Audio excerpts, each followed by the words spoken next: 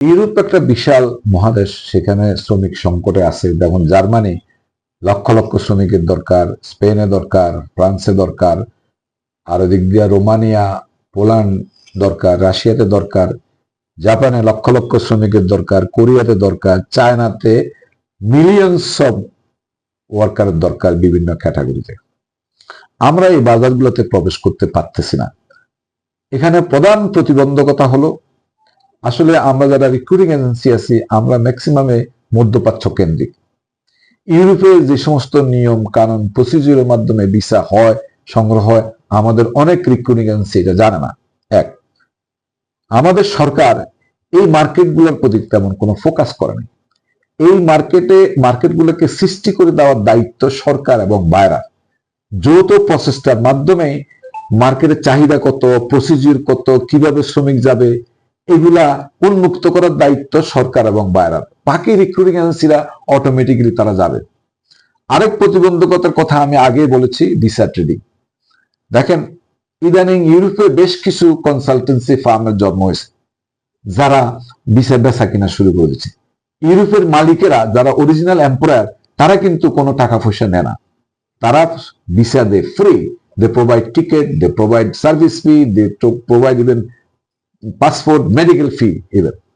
So আমাদের অজ্ঞতার কারণে, অজানার কারণে, আমাদের সরকারের পরিক্রম অভাবের কারণে মার্কেটগুলোকে আমরা এক্সপ্লোর করতে পারতেছি না এবং কাঙ্ক্ষিত পরিমাণ শ্রমিক রপ্তানি করতে পারতেছি না। আজকে মধ্যপ্রাচ্যের বাজারগুলা সংকুচিত হয়ে যাচ্ছে, কারণ তারা একটা পর্যায়ে চলে গেছে। ইউরোপের বাজারে শ্রমিক সংকট মানে ইউরোপের জনসংখ্যা কমতেছে, ওদের জনসংখ্যা কমতেছে, উন্নয়ন কর্মকাণ্ড বাড়তেছে, সুতরাং তাদের শ্রমিকের সংখ্যা চাহিদা দিন দিন বাড়তেছে এবং এটা আরো বাড়তে থাকবে। আমাদের সরকার এবং বায়রা যদি পরিকল্পিতভাবে এই সমস্ত মার্কেটগুলোকে এক্সপ্লোর করে, এগুলা খোলার জন্য চেষ্টা করে, প্লাস ওই সমস্ত দেশের দূতাবাসগুলোকে আমাদের দেশে স্থানান্তরিত করে এবং বায়রা প্রত্যেকটা সদস্যকে একটা নিয়ম, একটা শৃঙ্খলার ভিতরে পরিচালিত করে, আমরা কোনো অবস্থাতেই এই 3000 রিক্রুটিং এজেন্সিকে মুক্ত হস্তে মার্কেটে ছেড়ে দিতে পারি না। তাদেরকে একটা নির্দিষ্ট নিয়ম কানুন, একটা সিস্টেমের ভিতরে তাদেরকে বাজার করার জন্য করতে হবে। আদারওয়াইজ আমরা এই বাজারগুলোতে প্রবেশ করতে পারবো না। ইউরোপের ম্যাক্সিমাম দেশ zero migration cost, ethical migration cost. তারা ভিসা কিনা করতে গেলেই তারা ওই কোম্পানিকে দেয়। যেমন রিসেন্টলি মালয়েশিয়ার একটা কথা আমাকে বলতে হচ্ছে, মালয়েশিয়াতে শত শত কোম্পানি বাংলাদেশ থেকে শ্রমিক নিতে পারে নাই শুধুমাত্র সিন্ডিকেটকে ফি দেওয়ার কারণে।